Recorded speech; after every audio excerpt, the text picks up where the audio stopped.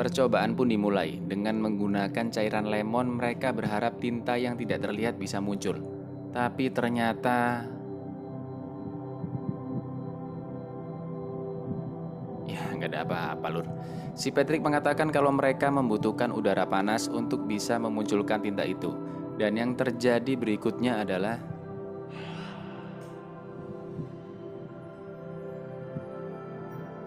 tinta tidak terlihat akhirnya timbul karena terkena aroma pete dari jigong mereka berdua. Mulailah mereka mencatat semua kode yang terlihat, kode Ottendorf, di mana tiap baris ada 3 angka yang terlihat. Setiap 3 angkanya menunjukkan satu kata tersembunyi yang ada di surat milik Sales Dugut. Ingat kan petunjuk awal di pipa antik Charlotte yang mengatakan kunci dalam kesunyian tidak terdeteksi. Jadi silence itu maksudnya ini ya lur. Dan ternyata surat asli yang dimiliki oleh Patrick sudah disumbangkan ke Institut Franklin di Philadelphia. Lalu Patrick akhirnya tahu kalau mereka telah mencuri dokumen deklarasi kemerdekaan. Ben pun menenangkan dan meyakinkan ayahnya jika dia akan menemukan harta tersebut. Tak lama kemudian FBI datang, dan agar FBI tidak mengira Patrick bersekongkol, mereka men-setting seolah-olah Patrick disekap oleh Ben.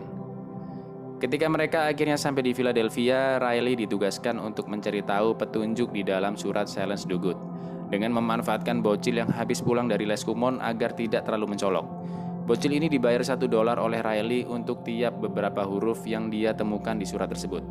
Di saat yang sama, Ian dan kawan-kawan juga sudah mengetahui makna di balik kata-kata silence yang tadi. Curigalah si Ian ketika ngeliat ini bocil kok niat banget nyatetin huruf-huruf di suratnya si Dugut ini ya kan.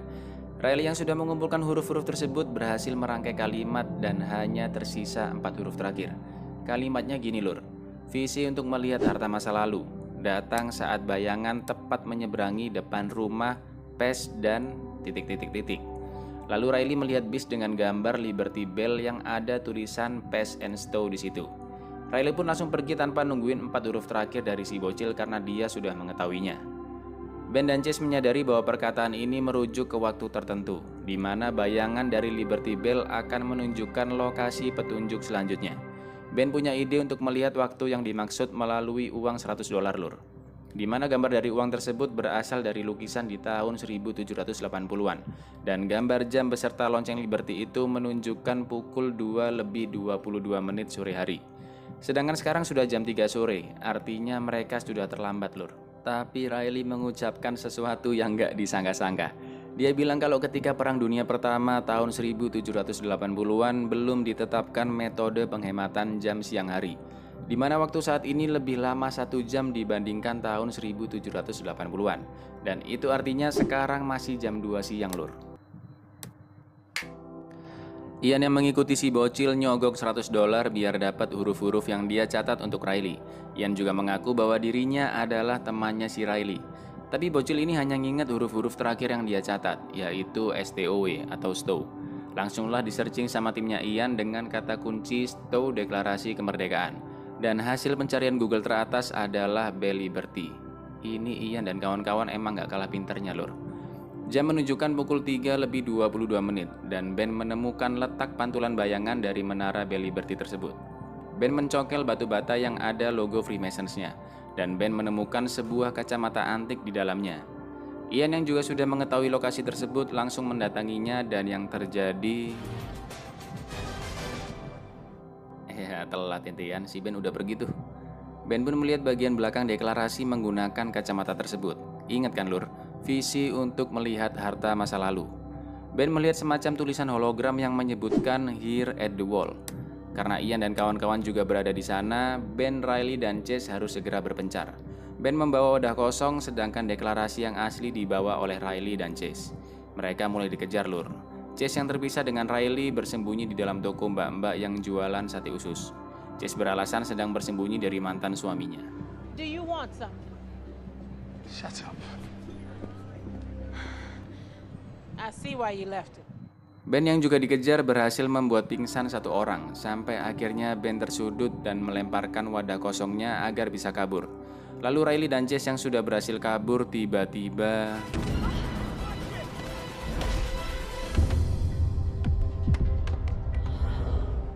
Deklarasi kemerdekaan berhasil diambil oleh Ian, dan mereka bertiga kabur dari sana. Ben yang udah sampai duluan di mobil sudah dipantau oleh FBI dan Ben langsung ditangkap. Riley dan Chase yang melihatnya dikasih kode sama Ben untuk pergi dari sana. Di kantor FBI, Ben menceritakan kisah yang sebenarnya termasuk soal harta karun lur. Tapi bagaimanapun Ben tetap akan dipenjara dan harus membantu FBI untuk menemukan Ian dan kawan-kawan karena deklarasi ada di tangan Ian. Dan ketika Ben diinterogasi, dia melihat kacamata antik tersebut masih memiliki fungsi yang lainnya. Terlihat tulisan koran yang berbayang ketika lapisan kacanya dimainkan oleh Peter. Ben pun menyadari bahwa ada hologram tulisan yang lainnya. Tak lama kemudian Ian menelpon Ben dan tentunya HP Ben sudah disadap oleh pihak FBI lur. Ian meminta Ben untuk menemuinya besok jam 10 pagi untuk meminjam kacamata antik agar bisa melihat tulisan di balik deklarasi. Dan setelah itu Ian berjanji akan mengembalikannya kembali, termasuk deklarasi dan pipa antik Charlotte. Ian juga meminta ke FBI yang menyadap untuk membiarkan Ben pergi sendirian jika ingin deklarasi kemerdekaannya tetap aman. Ya jelas FBI tetap menjaga ketat dan menyadap si Ben kan lur. Tapi Ian sudah mengetahuinya dan memiliki strategi yang lebih matang. Ian dan kawan-kawan menggunakan suara helikopter dan alat pengganggu sinyal mikrofon agar salah satu anggota Ian bisa memberikan instruksi ke Ben untuk pindah lokasi lain dan loncat ke laut tanpa bisa didengar oleh FBI. Ben pun langsung berpindah tempat dan loncat ke dalam laut, di mana anggota Ian yang lainnya sudah menunggu Ben di dalam sana dengan oksigen dan mesin pendorong untuk kabur. Smart fish. Ternyata Riley dan Chase terpaksa bekerja sama dengan Ian untuk membantu Ben kabur dari FBI. Ian mau bekerja sama karena dijanjikan oleh Chase akan diberitahu petunjuk selanjutnya untuk mendapatkan semua hartanya. Sesampainya Ben di lokasi perjanjian, sesuai kesepakatan Ben memberikan petunjuk berikutnya, yaitu harta berada di sekitar persimpangan jalan Wall Street dan Broadway yang merujuk ke tulisan Here at the Wall. Tapi Ian yakin masih ada yang disembunyikan oleh Ben. Ian yang ternyata sudah menyekap Patrick memaksa Ben untuk membantunya sampai benar-benar menemukan harta karun tersebut. Terpaksalah si Ben membantu Ian, dan Ben menemukan hologram tulisan lain yaitu di bawah Parkington Lane. Ben yakin bahwa Parkington Lane pasti ada di suatu tempat di dalam gereja Trinity yang memang berlokasi tepat di persimpangan jalan Wall Street dan Broadway. Dan ternyata Parkington Lane adalah nama seseorang yang dimakamkan di sana lur. Pas lagi enak-enaknya Ben jelasin sejarah si Parkington Lane, tiba-tiba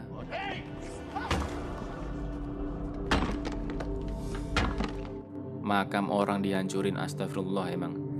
Mereka menemukan lorong yang ada di dalam makam tersebut. Ian meminta beberapa anggotanya tetap berjaga di depan makam untuk memastikan Ben agar tidak kabur dari sana. Akhirnya masuklah mereka ke dalam lorong ya kan. Dan ternyata di dalam sana ada ruangan yang sangat luas dan menjorok ke arah bawah bangunan. Tentunya karena umur tempat itu sudah 200 tahun lur, lift kuno dan tangga-tangga di sana sudah lapuk dan mudah rusak. Mereka yang mulai menuruni tangga tiba-tiba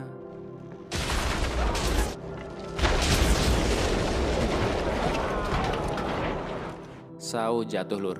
Memang kebanyakan dosa sih ente soalnya. Lalu tangga-tangga yang lainnya juga mulai runtuh dan mereka langsung melompat ke lift kuno. Ben dan Chase yang juga akan melompat sudah terlambat. Chase terpeleset dan diselamatkan oleh Ben. Tapi di saat yang sama deklarasi kemerdekaan juga akan jatuh. Lalu yang terjadi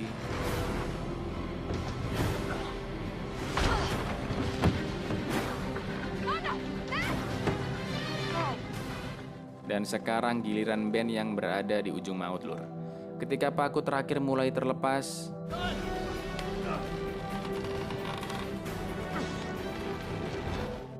untung si Ben juara Ninja Warrior. Akhirnya sampailah mereka di lokasi yang dicari-cari selama ini lur. Dan ternyata tempat itu kosong, gak ada harta sama sekali di sana. Riley berpikiran pasti masih ada petunjuk yang lainnya. Tapi Ben langsung meneriaki Riley bahwa udah gak ada petunjuk lagi. Hartanya sudah dipindahkan dan ini adalah akhir perjalanan mereka, kata si Ben. Ian gak percaya omongannya Ben. Dia yakin Ben tahu petunjuk lainnya. Tapi Ben bilang kalau dia benar-benar gak tahu. Ian pun langsung menaiki lift dan mengancam mereka agar memberitahukan petunjuk selanjutnya. Tepat sebelum Ian menembakkan pistolnya, tiba-tiba The lantern. Dad.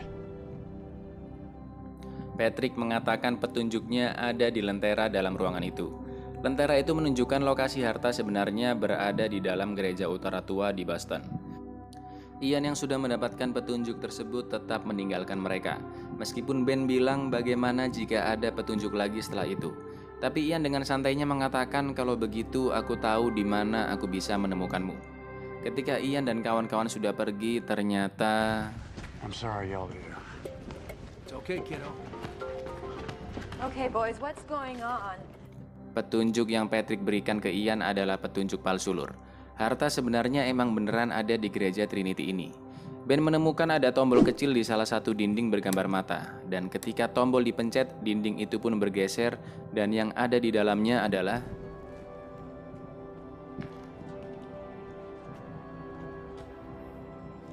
di dalam sana juga nggak ada harta karun. Ben putus asa, mengira harta mungkin sudah hilang sebelum Thomas Gates mendapatkan petunjuk terakhir. Tapi Patrick tidak mempermasalahkannya. Patrick malah memuji Ben yang sudah berhasil menemukan ruangan harta yang diragukan keberadaannya ini. Patrick pun memotivasi Ben untuk tetap mencari harta itu. Ben akhirnya tersadar bahwa ruangan harta karun sedalam ini pasti memiliki pintu keluar yang lainnya, yang digunakan untuk berjaga-jaga ketika bangunan runtuh. Lalu Ben menemukan ada 4 simbol di salah satu dinding, di mana salah satu simbol bentuknya tidak utuh. Ingat petunjuk paling awal kan, Lur? The secret lies with Charlotte. Rahasianya terletak bersama Charlotte. Dan pipa antik dari kapal Charlotte ini menjadi kunci terakhir untuk menemukan harta karun yang hilang tersebut. Ben pun menaruh pipa di dalamnya yang ternyata ukurannya pas, dan memutar simbol itu menggunakan gagang pipanya lalu mendorongnya ke dalam. Tiba-tiba dinding di sisi lain pun terbuka. Mereka berempat masuk ke dalam ruangan tersebut. Ruangan yang dipenuhi oleh harta. Harta yang begitu banyak yang sudah dikumpulkan selama berabad-abad lamanya. Bahkan benda-benda bersejarah yang tidak ternilai harganya juga tersimpan di dalam sana. Ben pun menyalakan api yang menjalar ke seluruh ruangan dan terlihat harta karun yang lebih banyak lagi. Harta karun yang bahkan terlalu besar bagi seorang raja. Benar-benar banyak sih ini, Lur. Seperti perkataan Ben, di dalam sana ada tangga menuju pintu keluar yang lainnya. Mereka pun akhirnya keluar dari sana dan menelpon pihak FBI. Lalu Ben mengembalikan deklarasi kemerdekaan ke Peter dan akan memberikan seluruh harta karun beserta sejarah-sejarah yang berumur ribuan tahun tersebut ke pemerintah. Dengan bercanda, Ben mengatakan bahwa harta di bawah sana mungkin bernilai 10 miliar dolar. Itu nolnya berapa ya, Lur? 1 triliun, 10 triliun? Ya banyak lah pokoknya. Tapi Ben meminta mereka dilepaskan dari tuduhan apapun agar tidak masuk ke dalam penjara, dan meminta penghargaan untuk seluruh keluarga Gates beserta Mr. Riley yang sudah membantunya untuk penemuan bersejarah ini. Peter bilang kalau harus ada seseorang yang dimasukkan ke dalam penjara. Dan siapa yang dipenjarakan, Lur? Yap, Ian dan anggotanya. Ian dan anggotanya yang akan membobol gereja utara tua di Boston ditangkap dengan tuduhan penculikan, percobaan pembunuhan, dan masuk tanpa izin ke tanah milik pemerintah.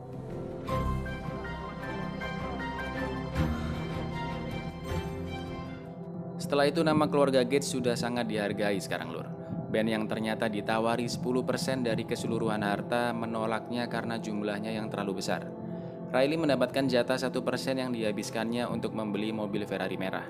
Sedangkan Ben dan Chase yang sudah menjadi pasangan entah mendapatkan berapa persen dari jumlah harta membeli rumah super megah yang juga memiliki nilai bersejarah. Akhir cerita, Lur, mereka bertiga pun hidup berbahagia.